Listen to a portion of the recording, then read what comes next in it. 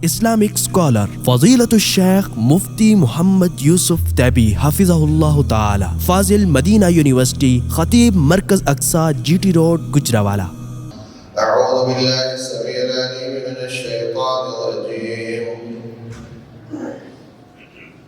شهر رمضان الذي أنزل فيه القرآن هدى للناس وبينات من الهدى والفرقان۔ محترم سامعین اور سامعات، جب رمضان مبارک کا مہینہ آتا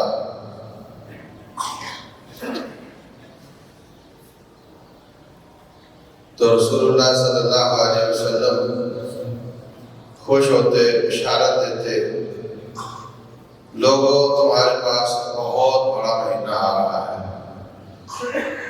جس میں شیاطین کو باندھ دیا جاتا ہے، جس میں جنت کے دروازے کھول دیے جاتے ہیں، جہنم کے بند کر دیے جاتے ہیں۔ اس قدر خوش ہوتے آپ اور تمام صرف صالحین بھی کہ اس مہینے کے مبارک ہونے میں کوئی شک نہیں، اور مساجد کی رونق کا بڑھ جانا یہ بھی دلیل ہے کہ اس مہینے میں کچھ ہے۔ پورے بازاروں کا شیڈول بدل جاتا ہے۔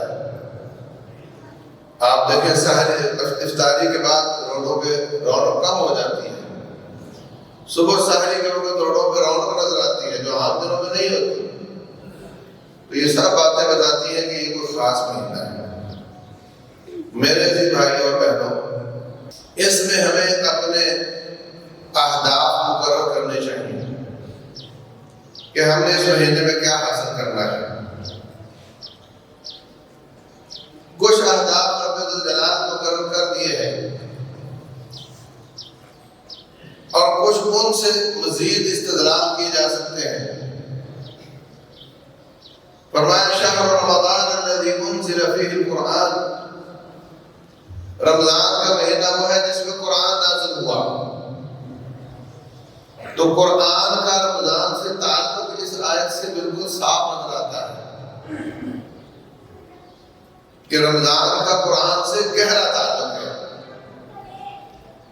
اس لیے سلف صالحین اس مہینے میں بہت زیادہ قرآن پڑھتے تھے۔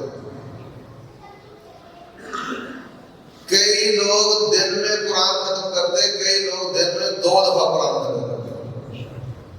وہ لوگ نماز میں قرآن پڑھنے اور سادہ قرآن پڑھنے اور فہم کے ساتھ قرآن پڑھنے میں فرق کرتے تھے۔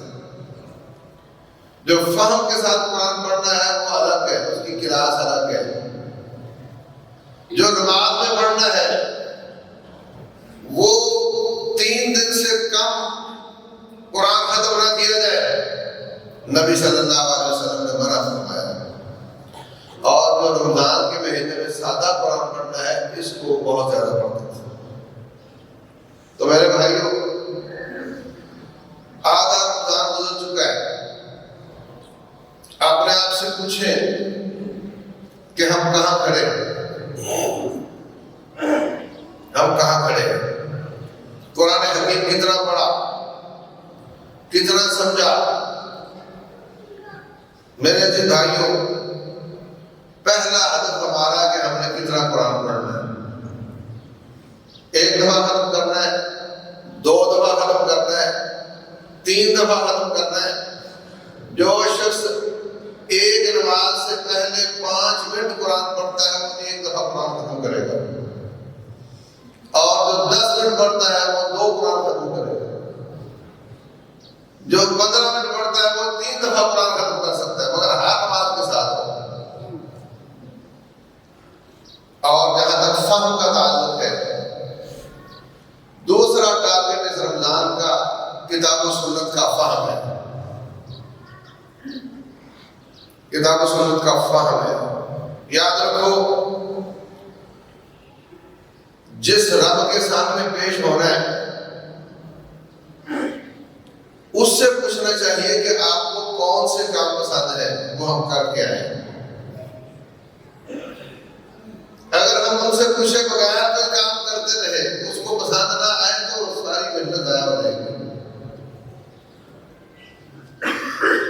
سے پوچھنا چاہیے کہ ہمیں کیا کام کرنا ہے، اور کیسے پتہ چلے گا؟ وہ کتاب و سنت کو پڑھنے سے پتہ چلے گا، درس و دروس کو سننے سے پتہ چلے گا۔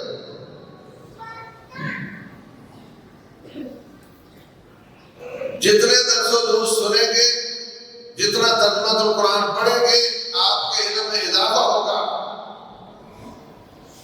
اور پتہ چلے گا کہ اللہ اس کے رسول صلی اللہ علیہ وسلم مجھ سے کیا چاہتے ہیں، اور پھر اس پر عمل کریں گے تو ہماری آخرت کی زندگی بنے گی۔ اگر ہم اس کے علاوہ اپنی مرضی سے نیکیاں بنا کر عمل کرنا شروع کیا، کسی کام نہیں ہے۔ یہ اسلام ہے۔ جو شخص ظہر کی 4 رکعتیں پڑھے گا، اللہ اس کو ثواب دے گا۔ جو 5 رکعتیں پڑھے گا، اللہ اس کو گناہ دے گا۔ دنیا کا قانون تو یہ ہے کہ جب 5ویں میں بھی فاتحہ ہی پڑھی تھی، اس میں بھی سورت ہی پڑھی تھی، اس میں بھی سبحان ربی الاعلیٰ ہی کہا تھا، تو پھر اگر 4 رکعتوں کا 40 نمبر ملتے ہیں تو 5 کے 50 ملنے چاہیے۔ لیکن اسلام میں ایسے نہیں ہے۔ قیاس یہی کہتا ہے، اسلام کہتا ہے کہ 4 پڑھو گے تو سنت کے مطابق ہوگی، اجر ملے گا، 5 پڑھو گے تو امام الانبیاء کی مخالفت ہوگی تو گناہ ملے گا۔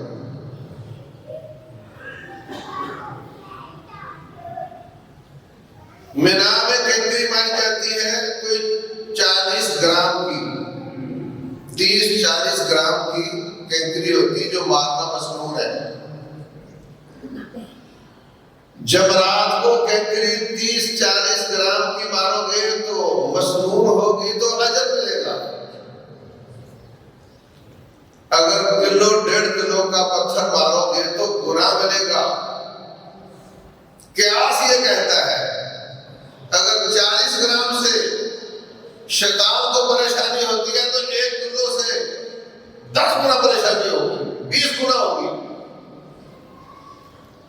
قیاس یہ کہتا ہے، عقل یہ کہتی ہے، اور شرع یہ کہتی ہے کہ نہیں، 40 گرام والے نے سنت کے مطابق کام کیا تو شیطان کو سنت پر عمل کی وجہ سے پریشانی ہوگی، اور 1 کلو کا پتھر مارنے والے کو سنت کی مخالفت کی وجہ سے گناہ ملے گا، اور شیطان کو سنت کی مخالفت کی وجہ سے خوشی ہوگی۔ اس لیے عزیز بھائیوں، ہم نے بہت زیادہ نیکیاں خود بنائی ہوئی ہے۔ یہ درود جمعے کے بعد پڑھا جائے گا، یہ میڈ ان فیصل آباد ہے۔ یہ درود فلاں موقع پر پڑھا جائے گا، یہ درود تنجینا ہے، یہ درود ماہی ہے، یہ درود بدن تاج ہے۔ اپنی طرف سے بنا کر اس کے فضائل بنائے ہوئے ہیں، آپ فرار کرو، چوری کرو، کچھ بھی کرو، درود تنجینا پڑھ لو، 80 سال کے گناہ معاف ہو جائے گا۔ یہ بدترین حرکت ہے۔ شریعت سازی صرف رب الجلال کا حق ہے۔ ہمارے نبی مصطفیٰ علیہ السلام کا کام آسمان سے آنے والی شریعت کو اللہ کے بندوں تک پہنچانا ہے۔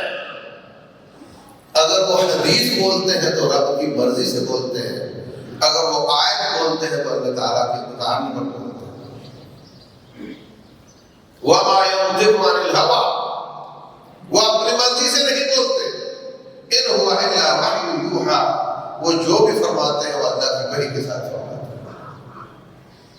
ان کو شریعت سازی کی اجازت نہیں، شریعت پہنچانے کا حکم ہے۔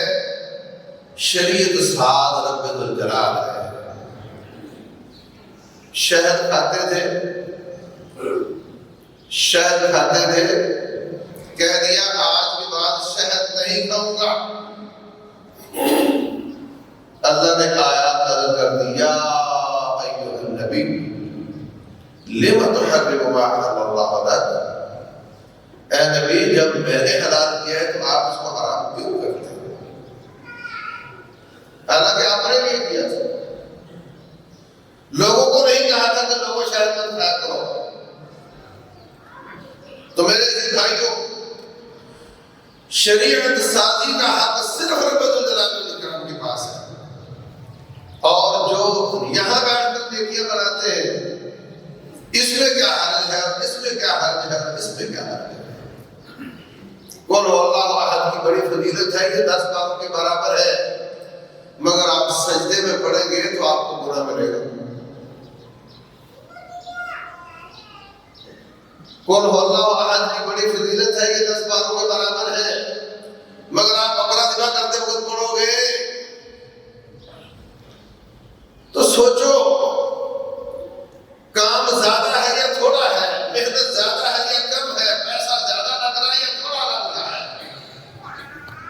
اس کو نہیں دیکھتے، دیکھتے یہ ہے کہ اللہ تبارک و تعالیٰ اس کے رسول نے بیان کیا ہے۔ تو شریعت کو سمجھنا اور اس کا علم حاصل کرنا یہ رمضان کے ٹارگٹ میں سے ایک ٹارگٹ ہے۔ علم کو زیادہ کرنا، درس و دروس پر پہنچنا اور ان کو سننا اور اس پر عمل کرنے کی کوشش کرنا۔ جو شخص جمعے کا خطبہ سنتا ہے، درس سنتا ہے، جو اس کو کرنے کا کام بتایا جاتا ہے اس کی سمجھ میں آ جاتا ہے، پھر بیٹھا بیٹھا عزم کر لیتا ہے کہ جو یہ کہا جا رہا ہے اس پر عمل کروں گا، رب الجلال اس کو اور دیتا چلا جاتا ہے۔ لَإِن شَكَرْتُمْ لَأَزِيدَنَّكُمْ، جو ملا اس کی قدردانی کرو گے تو اور دیں گے۔ وَالَّذِينَ اهْتَدَوْا زَادَهُمْ هُدًى وَآتَاهُمْ تَقْوَاهُمْ، جو لوگ ہدایت پہ ہوتے ہیں، جو ہدایت کو حاصل کرتے ہیں، اللہ ان کی ہدایت کو بڑھاتا چلا جاتا ہے یہاں تک کہ ان کو متقین کی لسٹ میں شامل کر دیتا ہے۔ اور جو آتا ہے یہ سننے کے لیے کہ چس کتنی آئی، اور مسجد کے دروازے سے نکلتے وقت مولوی صاحب کو نمبر دے رہا ہوتا ہے، ہاں بھائی سنا کیسا، اور 100 نمبر، کوئی کہتا نہیں 80 نمبر، آج 50 نہیں آئی، اس مولوی نے 50 نمبر، جاہل علماء کو نمبر دے رہا ہے، لا علم علماء کو نمبر دے رہا ہے۔ نہ عقل بدلتی ہے نہ شکل بدلتی ہے، رمضانوں پہ رمضان گزر جاتے ہیں، قرآنوں پہ قرآن گزر جاتے ہیں، خطبات پہ خطبات گزر جاتے ہیں، آتے ہیں بیٹھتے ہیں چلے جاتے ہیں، نہ عقل بدلتی ہے نہ شکل بدلتی ہے۔ ہم جس جگہ پہ ہیں وہی رہے گی۔ ایسے شخص کو اللہ تعالیٰ ہدایت سے محروم کر دیتا ہے، وہ خطبہ پروف ہو جاتا ہے، یہ گھڑی واٹر پروف ہے، وہ خطبہ پروف ہو جاتا ہے، وہ تقویٰ پروف ہو جاتا ہے، وہ ہدایت پروف ہو جاتا ہے، وہ اخلاص پروف ہو جاتا ہے۔ اس کے اوپر جتنے چاہو آیات کو انڈیلتے رہو، اندر کچھ نہیں جاتا، اور یہ بندے کی بدبختی کی انتہا ہوتی ہے۔ محنت کر کے آئے گا، موٹر سائیکل گاڑی پہ بیٹھ کے آئے گا، اسپیشل پہنچے گا، مگر نہیں، اس پہ اثر نظر نہیں آئے گا۔ وہ جیسا رمضان سے پہلے تھا ویسے ہی بعد میں ہوگا، وہ جیسا خطبات کو سننے سے پہلے تھا ویسا ہی بعد میں ہوگا۔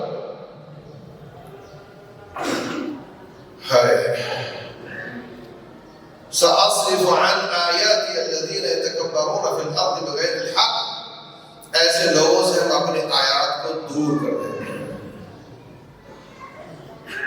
اے نبی صلی اللہ علیہ وسلم، آپ سمجھتے ہیں کہ یہ سن رہے ہیں، دیکھ رہے ہیں؟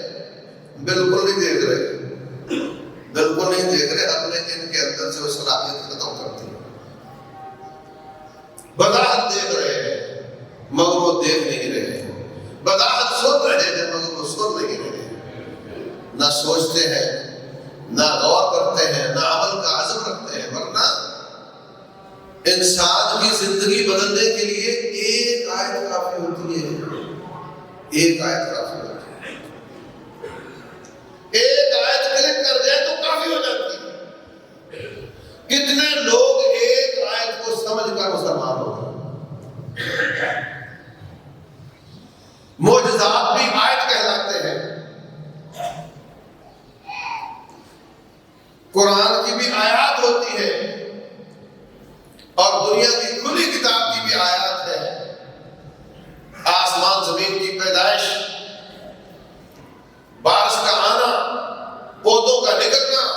سمندروں میں کشتیوں کا چلنا، اللہ فرماتے ہیں یہ سب آیات ہیں، یہ سب آیات ہیں۔ اللہ تبارک و تعالیٰ ایک ایک آیت سے لوگوں کو ہدایت دے دیتا ہے، مگر اس کا ارادہ ہو ہدایت پانے کا، ارادہ ہو عزم ہو عمل کرنے کا، اللہ دے دیتا ہے۔ موسیٰ علیہ السلام کے مقابلے میں فرعون جادوگروں کو لے کر آیا، وہ کفر کے نمائندے بن کر آئے۔ جب انہوں نے ایک آیت دیکھ لی کہ ایک ڈنڈا تھا ایلہا بن گیا لمبا، اور اس نے ساری رسیاں اور سارے ڈنڈے منہ میں ڈال لیے، اور انہوں نے سمجھ لیا کہ یہ جادو نہیں ہے، اس علاقے میں ہم سے اچھا جادوگر ہے کوئی نہیں۔ وَأُلْقِيَ السَّحَرَةُ ساجدین، سارے سجدے میں گر گئے۔ قَالُوا آمَنَّا بِرَبِّ الْعَالَمِينَ، کہنے لگے ہم رب العالمین پر ایمان لاتے ہیں۔ اور فرعون کو نہ سمجھنا کہ تو رب بنا ہوا ہے، تیرے پہ ایمان لاتے ہیں، رب موسیٰ و ہارون، ہم موسیٰ اور ہارون کے رب پر ایمان لاتے ہیں۔ ان کو پتا تھا کہ فرعون کے سامنے بڑی مجلس میں ایمان کے اعلان کا کیا مطلب ہو سکتا ہے، اور ایسا ہی ہوا۔ کہنے لگا یہ تو تم نے نورا کشتی کی ہے، یہ تمہارا استاد ہے، تم اس کے شاگرد ہو، مجھے کھچ کر دیا تم نے، زج کر دیا تم نے۔ لَأُقَطِّعَنَّ أَيْدِيَكُمْ وَأَرْجُلَكُم مِّنْ خِلَافٍ، ایک طرف کی بازو ایک طرف کی ٹانگ کاٹ کر کے تمہیں میں چوراہے پر لٹکاتا ہوں، اور میں دیکھتا ہوں أَيُّنَا أَشَدُّ عَذَابًا وَأَبْقَىٰ، کون زیادہ ٹارچر کر سکتا ہے، کون دنیا سے جانتا ہے اور کون دنیا میں رہتا ہے۔ وہ کہنے لگے بک بک نہ کر، لا ضیر انا الی ربنا منقلبون، فقد ما انت قام، جو تجھ سے ہوتا ہے کر لے، انما تقضی هذه الحیات الدنیا، کہ یہ تیرے فیصلے جہان میں چلتے ہیں، اگلے جہان میں نہیں چلتے۔ آج اگر ہم اپنی شکل صحابہ کرام جیسے بنانے کا عزم کر لیں، کوئی ٹانگ نہیں کاٹے گا، کوئی بازو نہیں کاٹے گا، کوئی چوراہے پہ نہیں لٹکائے گا۔ اور تھوڑی سی مزاحمت ہوگی گھر والے کی طرف سے، ہو سکتا ہے، وہ بھی ہو سکتا ہے نہ ہی ہو سکتا ہے کوئی دوست پریشان کرے، اور ایسے دوست تو داڑھی کی چھلنی سے چھن کر ویسے دور ہو جاتے ہیں، اور اللہ تعالیٰ ان کی جگہ پہ اچھے دوستوں کا قافلہ بنا دیتے ہیں۔ اچھی بات ہے، کوئی ریئیکشن نہیں آئے گا بہت بڑا، کسی کی گردن نہیں کٹے گی، کچھ بھی نہیں ہوگا۔ ہم آج اگر کتاب و سنت کو سمجھ کر عمل کا عزم کریں، کوئی ریئیکشن زیادہ نہیں ہوگا۔ ہم ایک مسلمان ملک میں رہتے ہیں، مگر وہ کافروں کے ملک میں تھے اور ریئیکشن شدید تھا، اس کے باوجود ڈٹ گئے، ایک آیت کو سن کر ڈٹ گئے۔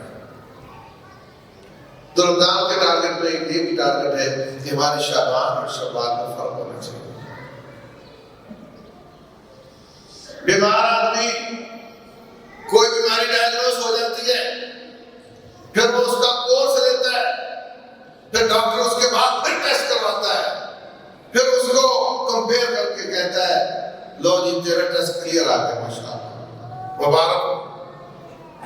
ہمیں بھی شعبان اور شوال کے 2 ٹیسٹ کروانے ہیں، ایک شعبان میں جس میں بیماریاں ایک نہیں بہت زیادہ تھی، اور ایک شوال میں اگر کلیئر آ گئے تو رب الجلال والاکرام اس کا فائدہ آخرت میں بھی دے گا۔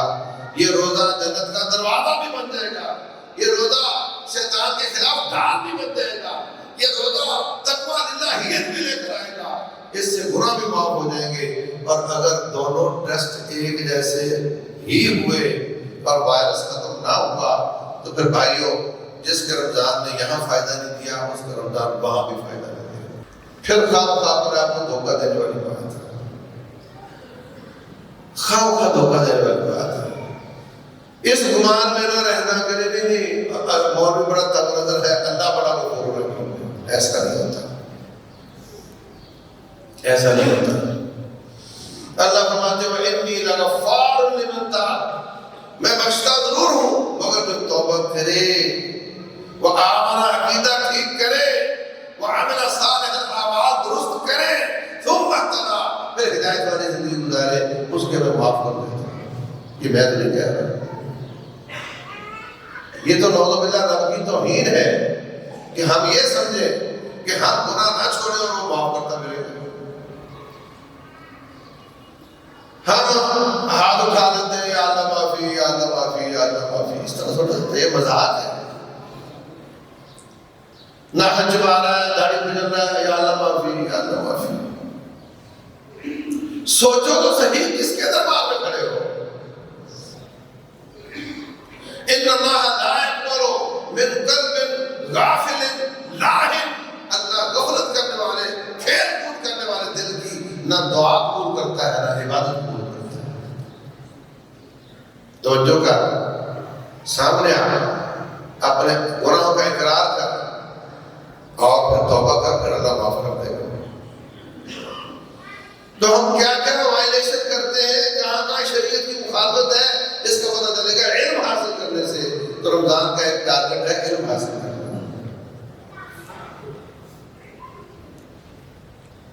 رمضان کا ایک ٹارگٹ ہے دعوت کو عام کرنا۔ اللہ تبارک و تعالیٰ شیاطین کو باندھ دیتا ہے کہ داعیان دین اپنی محنت کر کے زیادہ سے زیادہ لوگوں کو اللہ کے دین کی طرف لے آئے۔ یہ بہت بڑا چانس ہے۔ اللہ تعالیٰ نے کبھی ایسا نہیں کیا کہ داعیان دین کو باندھ دے اور شیطان کو پورا چھوڑ دے، اور وہ ہر سال ایک مہینہ لے کر آتا ہے۔ شیطان کا کام برائی کا حکم دینا، نیکی سے منع کرنا ہے۔ اب وہ نہیں ہے، لوگ زیادہ مسجد میں آ گئے ہیں، جو لوگ پہلے نہیں آتے تھے اب آ گئے ہیں۔ ان کو خصوصی محنت کی ضرورت ہے کہ ہم آ گئے ہیں تو آ ہی جائیں۔ شیطان کی جماعت سے پکا پکا استعفا دے دیں، رحمان کی جماعت میں پورے پورے داخل ہو جائیں۔ آ گئے ہیں تو آ جائیں، اتنی محنت کریں، اتنا تقویٰ حاصل کریں کہ رمضان گزر بھی جائے تو وہ اس قدر مضبوط ہو چکے ہوں کہ وہ شیطان کا مقابلہ کر سکتے ہیں۔ تو دعوت اللہ ہر شخص کا فریضہ ہے۔ رسول اللہ صلی اللہ علیہ وسلم فرماتے ہیں بلغوا عنی ولو آیا، ایک آیت کا آپ کو علم ہے تو اس کو بھی آگے پہنچاؤ۔ آپ کو سب کو نہیں معلوم کہ نماز فرض ہے؟ کہو سب کو نماز فرض ہے، جو باہر بیٹھا نظر آئے اس کو کہو چار بھائی نماز پڑھ۔ آپ کو سب کو معلوم ہے کہ بے پردگی جائز نہیں۔ اگر ایک گزرنے والی عورت کو سامنے سے جتنے مرد نظر آئے، جتنی عورتیں نظر آئے، سب کہہ رہے ہو کہ پردہ کر بیٹی، پردہ کر بیٹی، پردہ کر، وہ کر لے۔ لیکن ہم تو گناہوں کو ہضم کرنے کا عادی ہو چکے ہیں، میرے سمیت۔ ہماری تو حالت خراب ہے۔ گناہ یہ بھی اب تو عام ہے، یار چھوڑو اس کو، یہ بھی عام ہو گیا ہے، اس کو چھوڑو، یہ بھی عام ہو گیا ہے، اس کو چھوڑو۔ یہ روش عیسائیوں کی ہے۔ ان میں شراب حرام تھی، جب عام ہوئی تو انہوں نے قانون پاس کر دیا کہ جائز ہے۔ بدکاری حرام تھی، جب عام ہوئی تو انہوں نے قانون پاس کر دیا کہ رضامندی سے ان کو جائز ہے۔ پھر اللہ محفوظ رکھے، لوط علیہ السلام کے قوم کی لاتوں کو بڑھ گئی، جب عام ہو گئی تو ان کی اسمبلیوں نے اس کو بھی پاس کر دیا، اور پاکستان پہ دباؤ ڈال رہے ہیں کہ تم بھی اس کو پاس کرو۔ جو گناہ عام ہو جائے اس کو پاس کر دو، قبول کر دو۔ اس کا مطلب دین پھر کوئی ڈیموکریٹک ہوا کہ جس گناہ کو زیادہ ووٹ ملے وہ ثواب ہو جائے، وہ جائز ہو جائے۔ اس طرح نہیں ہوتا۔ جو عہد نبوت میں گناہ تھا وہ آج بھی گناہ ہے، وہ قیامت تک گناہ ہوگا۔ جو عہد نبوت میں ثواب تھا وہ آج بھی ثواب ہے، وہ قیامت تک ثواب ہوگا۔ لوگوں کے کہنے سے، لوگوں کے کرنے سے اور کمپیئر کرنے سے کہ میں تھوڑا گناہ گار، وہ زیادہ گناہ گار، اس طرح نہیں ہوتا۔ اللہ کا ایک میرٹ ہے، اس پر اللہ فیصلے کرے گا، اور جو اس پر نہیں آئے گا سب کو چولہے میں ڈال دے گا، اس کو کوئی پرواہ نہیں۔ فرمایا ان اولکم وآخرکم وانسکم وجنکم، اگر تمہارے پہلے اور پچھلے انسان اور جن سارے کے سارے ابلیس جتنے گناہ گار ہو جائیں، مانا کا صافی ملکی شیعہ، میری بات سے ذرا برابر فرق نہیں ہوتا۔ اللہ اکبر۔ اس آسمان کے اوپر ایک بالشت خالی جگہ نہیں جہاں کوئی نہ کوئی فرشتہ اللہ کی عبادت نہ کر رہا ہو۔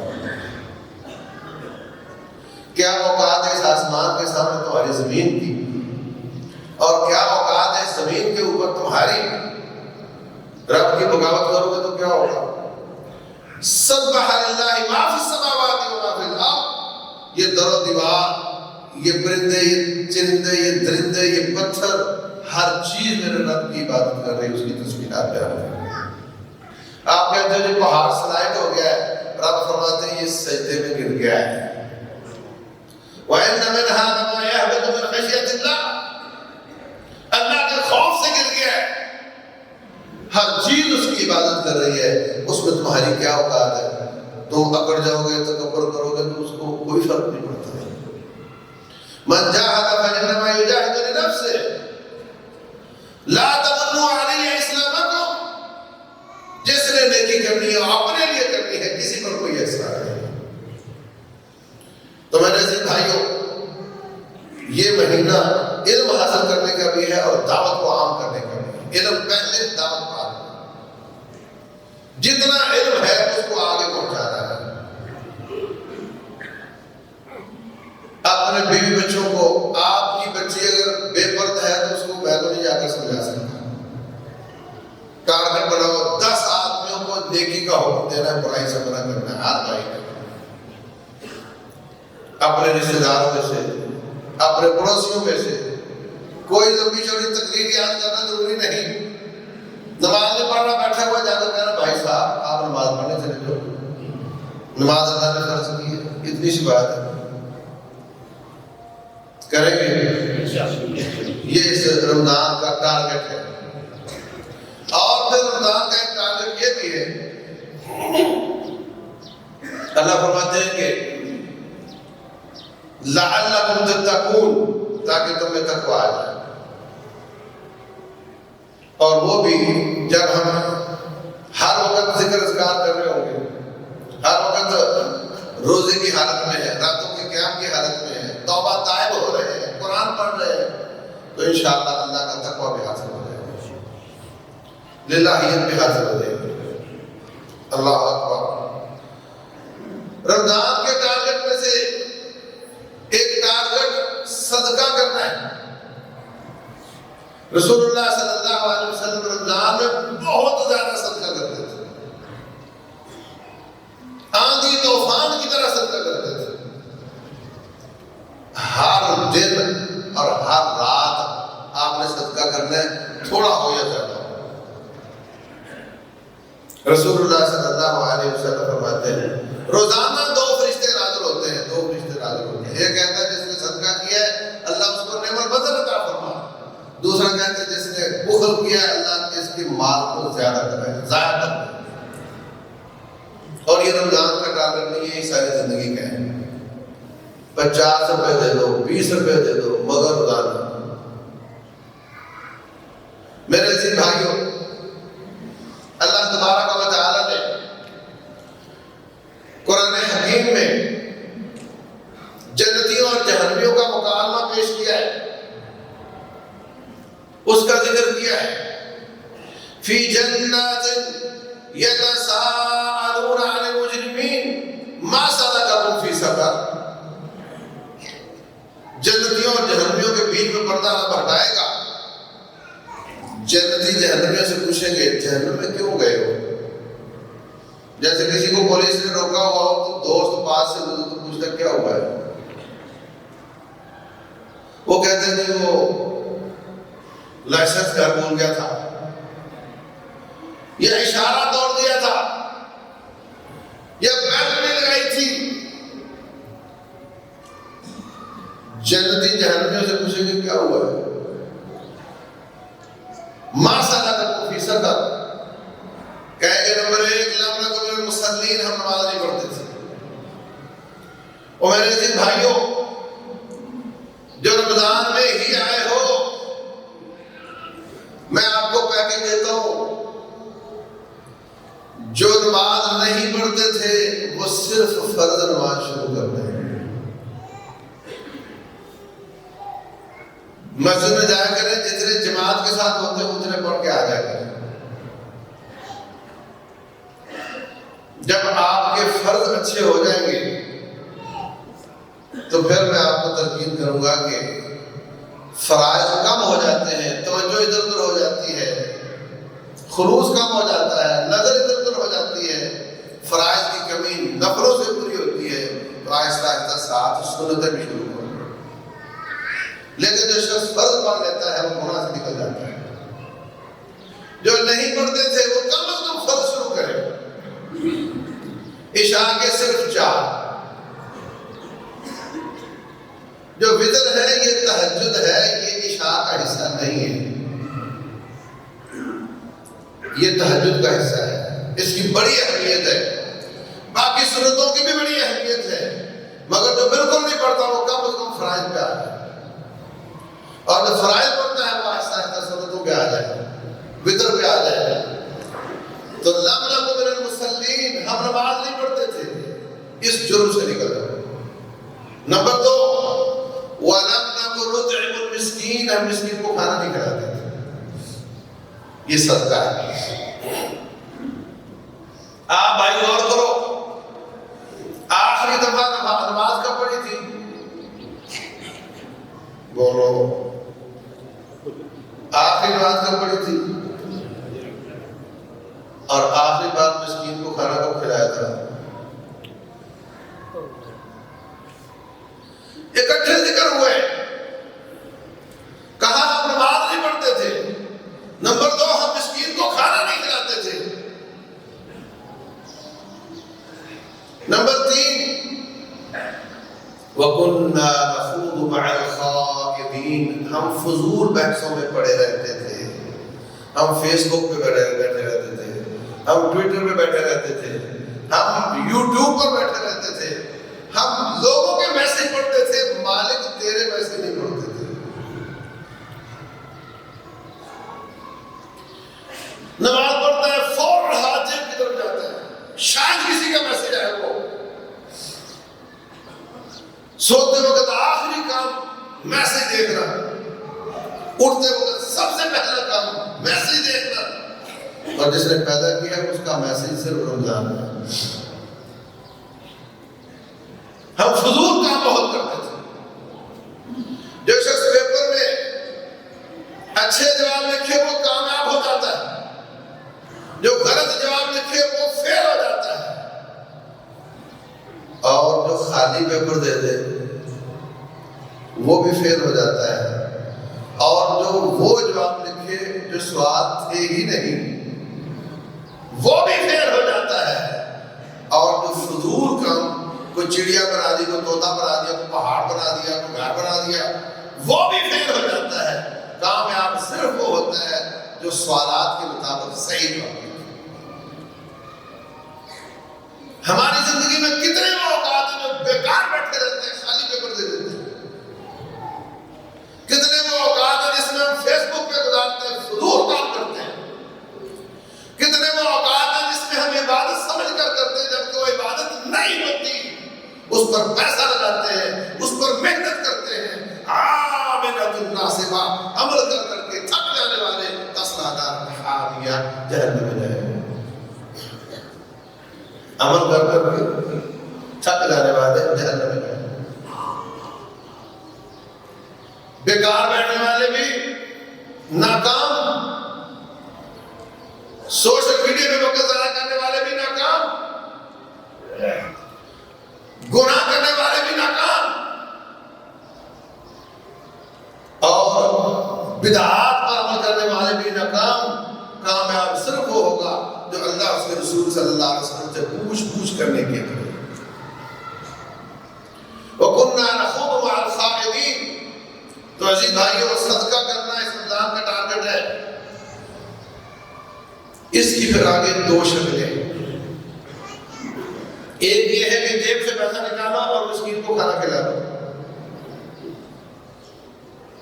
یہ جو روزے کی سحری افطاری کروائی جاتی ہے, اس میں مسکین کو کھانا ہوتا ہے، اور کسی کا روزہ بس وقت نہیں بھی ہوتا مگر مسکین تو ہوتا ہے۔ دوسری شکل اس کی ہے لوگوں کو جا کر کہنا کہ لوگوں مسکین کے کھانے کے لیے پیسے دو، اس کا بھی اللہ نے حکم دیا ہے۔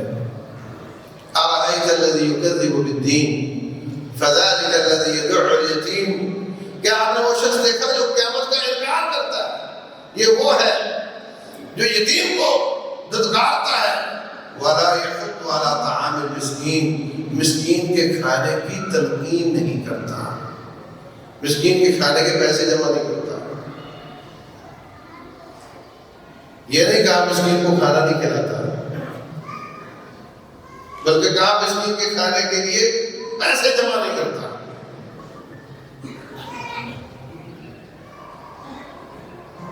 اللہ اکبر۔ دوسرے مقام پر اللہ فرماتے ہیں وَلَا تَحَاضُّونَ عَلَىٰ طَعَامِ الْمِسْكِينِ، تم مسکین کے کھانے کی ایک دوسرے کو تلقین نہیں کرتے۔ یہ دونوں کام کرنے کے دونوں قرآن کی آیات ہیں۔ تو ہمیں اپنی جیب سے مسکین کو کھانا بھی کھلانا ہے، اور اس مہنگائی میں اکثر معاشرہ مسکین بن چکا ہے، اور لوگوں کو جتنے آپ کے موبائل فون میں نمبر ہیں ان سب کو میسج چھوڑ دو، لوگوں کو کہنا کہ آپ تعاون کرو۔ یہ الگ آیات ہے جو اللہ تعالیٰ ہمیں حکم دے رہا ہے۔ اپنی جیب سے دینا بھی ہے، لوگوں سے لے کر بھی دینا ہے۔ اپنے محلے کے غریب ان کا خیال کرو، رشتہ داروں کو ترجیح دو، یتیموں بیوگار کا خیال کرو۔ ہمارا 100% مال ہمارے پاس ہے، ہمارا 100% گھر ہمارے پاس ہے، اور آج ہمارے پاس ہے۔ کشمیر والے، فلسطین والے، ان کے بچے بھی جاتے رہے، ان کے گھر بھی جاتے رہے، ان کے کاروبار بھی جاتے رہے، اور وہ ہم سے RCC بلڈنگ کا مطالبہ نہیں کر رہے، وہ ہم سے صرف خیمے کا مطالبہ کر رہے۔ ہمارا سب کچھ محفوظ ہے، ان کا سب کچھ ختم ہو چکا۔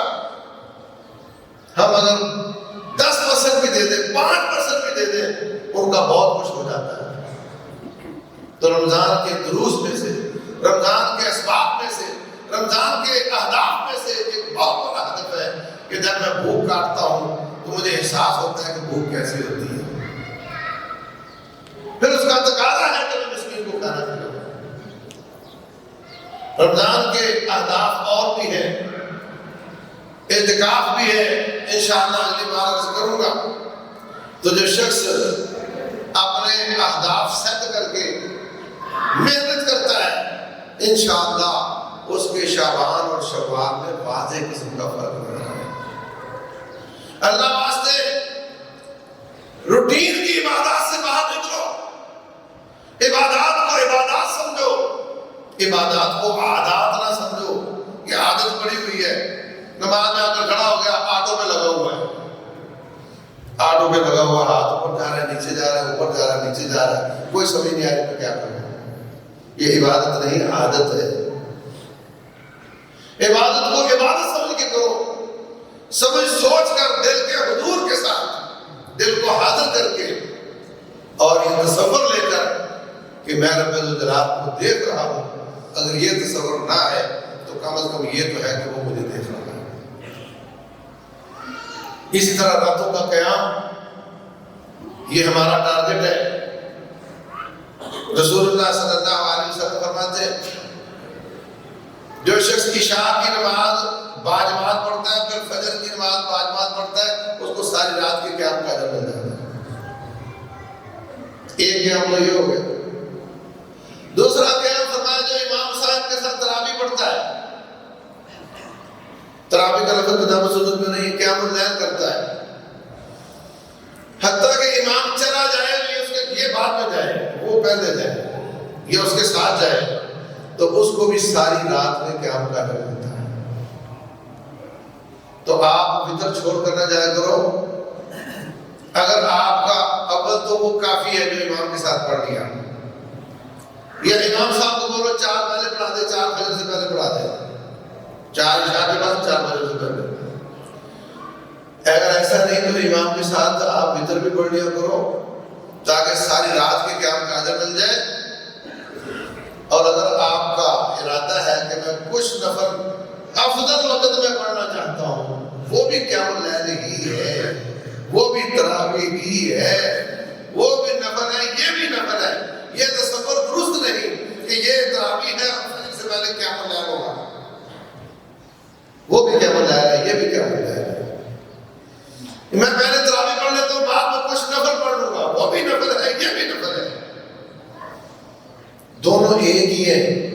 اگر آپ کا ارادہ 11 سے زیادہ کرنے کا ہے تو وتر پڑھ لو، امام کے ساتھ سلام نہ پھرو، اٹھ کر ایک رکعت اور پڑھ لو تو وہ وتر نہیں رہے گی. اس کے بعد پھر آپ 2-4 جتنی اللہ توفیق دے پڑھ کر آخر میں وتر پڑھو. اور ایک طریقہ یہ بھی ہے کہ آپ امام کے ساتھ سلام پھیر دو وتروں کا اور اٹھ کر فجر سے پہلے 2 رکعتیں پڑھ لو، 2 سے زیادہ نہیں، مسنون. اور ان کو اتنا لمبا کرو جتنا چاہو، پورا پارا پڑھ دو. کیا ہے یہ بھی ہو سکتا ہے. تو قیام اللیل بھی اس رمضان کے ٹارگٹ میں سے ایک ٹارگٹ ہے. جس طریقے سے آپ نے سنا نا کہ فلاں شخص کو 5 دفعہ سزائے موت کی سزا ہوگی، موت کی سزا ہوگی، مردوں سے پہلی دفعہ جا رہا ہے، تو باقی 4 کس کے لیے؟ تاکہ وہ بچنے نہ پائے. اگر ایک سزا صدر نے معاف کر دی تب بھی 4 باقی ہیں، ایک سزا اس کے وارثوں نے معاف کر دی تب بھی 3 باقی ہیں، بچنے نہ پائے. اس لیے 4 دفعہ 5 دفعہ سزا دی جاتی ہے. ایسے ہی اللہ تبارک و تعالی قیام اللیل کی لیلیں بنا رہا ہے. دونوں نمازیں عشاء فجر پڑھ لو گے تو قیام اللیل مل جائے گا، پھر 7 تراویح پڑھ لو گے قیام اللیل مل جائے گا. امام کے ساتھ سلام پھیرو یا امام تک رہو تو اگلی رات کا بھی آپ کو ثواب مل جائے گا، تاکہ آپ کا قیام اللیل رہ نہ پائے. تو یہ ساری اللہ کی رحمتیں ہیں. اس کے سامنے اپنے آپ کو پیش کرنا اور رب کی رحمتوں کا حصول کرنا، یہ رمضان کے اہداف ہیں. رب ذوالجلال والاکرام ہمیں عمل کرنے کی توفیق دے. رب ذوالجلال ہمارے گناہوں کو معاف کر دے. اللہ تبارک و تعالی رمضان جائے اور ہم گناہوں سے ہلکے پھلکے ہو چکے ہوں اور مطلوبہ تقویٰ الہیت حاصل ہو چکی ہو اور ہم بے ہدایت تھے تو ہدایت والے ہو چکے ہوں. رب ذوالجلال ہماری ٹوٹی پھوٹی عبادات کو قبول کر لے اور جو زیادہ سے زیادہ نمبر ہیں ہمیں عطا فرما دے. واللہ اعلم، صلی اللہ علیہ وسلم وبارک علی نبینا.